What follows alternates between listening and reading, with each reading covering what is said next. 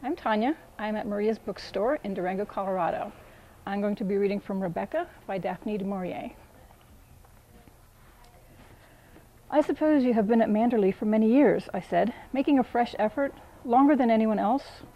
Not so long as Frith, she said, and I thought how lifeless her voice was, and cold, like her hand when it had lain in mine. Frith was here when the old gentleman was living, when Mr. De Winter was a boy. I see, I said. So you did not come till after that? No, she said, not till after that.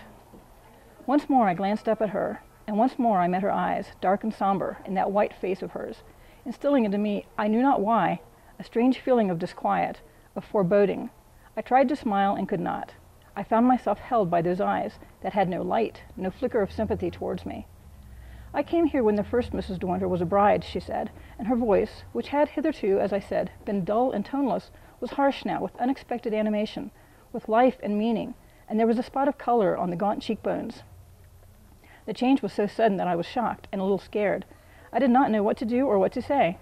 It was as though she had spoken words that were forbidden, words that she had hidden within herself for a long time, and now would be repressed no longer. Still her eyes never left my face. They looked upon me with a curious mixture of pity and of scorn, until I felt myself to be even younger and more untutored in the ways of life than I had believed. I could see she despised me, marking with all the snobbery of her class that I was no great lady, that I was humble, shy, and diffident. Yet there was something besides scorn in those eyes of hers, something surely of positive dislike or actual malice. I had to say something. I could not go on sitting there, playing with my hairbrush, letting her see how much I feared and mistrusted her. Mrs. Danvers, I heard myself saying, I hope we shall be friends and come to understand one another. You must have patience with me, you know, because this sort of life is new to me. I've lived rather differently, and I do want to make a success of it, and above all to make Mr. De Winter happy.